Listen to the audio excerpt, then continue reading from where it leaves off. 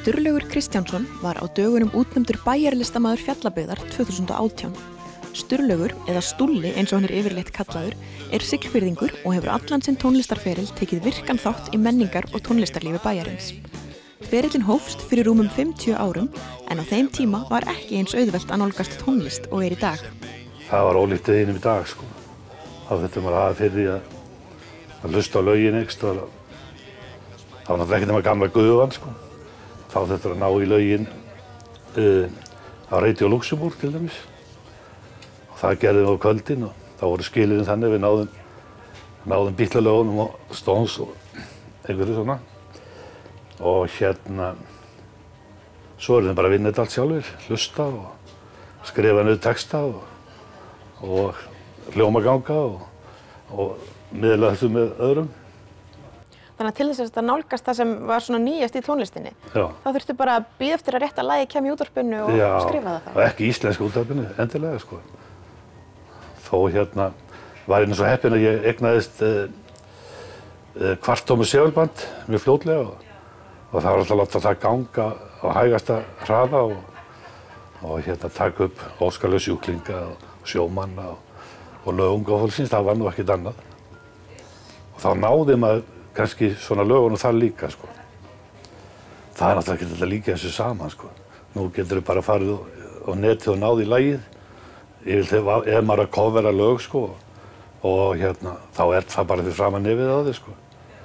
En í gamla daga þá þurftur að hafa sko, þú þurftur að hafa hljómaheyrn, þú þurftur að læra það og læra hvernig lög eru uppbyggð og þetta gerði maður allt sjálfur og skrifa textana eftir framburði sem nú margar sögur góðar af og þetta bara ekkert líka jafn sko. Og segja það sko að það sem maður öðlaðist kannski fram yfir tónlistamenn í dag sko að þú lærðir þess að þekkja hljóma og þú þurftir á því að halda sko. Og maður bara lá í því að læra þetta, alla uppbyggingu á hljómum og hljómagöngum og alla tóntegundir og þetta allt saman sem maður gerir eftir eyranu sko. Þetta sama tónlistin vinsæl? Já. Hvað það sem vinsælast? Það náttúrulega þessi alþýðu tónlist sem allir hlusta á og allir eiga kunna. Það bara svoleiðis. Hins vegar hefur náttúrulega orðið breyting að fólk ekki endilega að hlusta á það sama eins og í gamla daga. Það voru allir að hlusta á sama lagi sko. Og þar var miklu léttara að skemmta á fólki sko. Þannig að þú þarft svona að fylgjast betur með og vera kannski víðar að hlusta sko. Fyrir ekki að hlusta bara á útvarpsstöðina? Nei, þú getur ekki bara að hlusta á hip-hop sko. Það ekki séns sko. En þú verður að gera það líka. Sturlaugur hefur spilað með fjölmörgum listamönnum í gegnum árin en lengst af hefur hann þó spilað með hljómsveitinni Miðaldamönnum. En 1970 þá byrjuði að spila á böllum. Og hún hún enn starfandi? Já, hún svo til hann nafnin til. Já. Ég var náttúrulega lang yngstur þá en nú er hann eldstur. Að fara ég var í þungarokki og Miðaldamenn voru stofnuð sem hljómsveit sko til að spila gömludansa. Þannig að stökkið var alveg gífurlegt.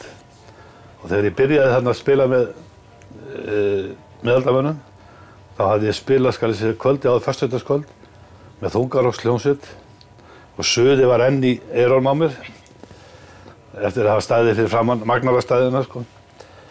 Og fara svo að spila harmonikkutónlist kvöldi eftir, það var svakaleg stökk. Þú voru að spila ýmislegt þá? Já. En hvað ertu mest að spila? Í dag? Já.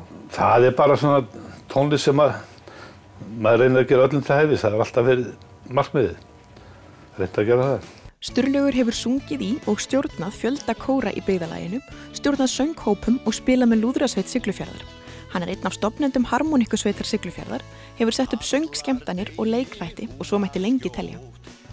Þetta verið svona hliðargrein sko við ballspili byrjaði nú kannski svoleiðis að það var verið að búa til skemmtiatriði og svona og þá tengdist ég því tónlistarlega og svo þróast þetta alveg upp í bara heilar skemmtanir og stofnum sönghóp sem heit Fílapenslar og hann virkaði ágætlega og svona koll að kolli sko, fórum að setja upp skemmtanir hérna og þá fór maður að semja efni handa þeim og og eitthvað svona og flytja alls konar fíblarætið og svona einhvern veginn þróast þetta áfram og síðan var maður náttúrulega í gamla daga tengdur lúðrasveit og karlakór og fékk svona svolítið gott uppeldi þar líka. Hvað heldurðu að þú ert að spila margar tónleika eða á mörgum böllum svona á ársgrundvelli? Ég tel þetta aldrei sko en oft komst maður upp í 48 helgar á ári. Og þá 2 kvöld hverja helgi eða? Já. Kannski ekki núna í seinni tíð en þó, til með síðasta ár var mjög mikið föstudagur og laugardagur og en yfirleitt er orðið laugardagur bara núna sko. Og ég gerir svo sem ekkert í því að koma mér að framfæri sko.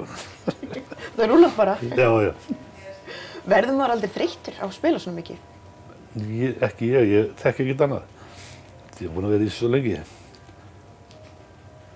Og hvað er það sem hvað dreifur upp á svið? Hvað er það sem er skemmtilegt við þetta? Það er það fólki sem er í kringum hann. Númer 1 og 3. Og þetta er alltaf gaman sko. Oft erfitt. Alltaf gaman.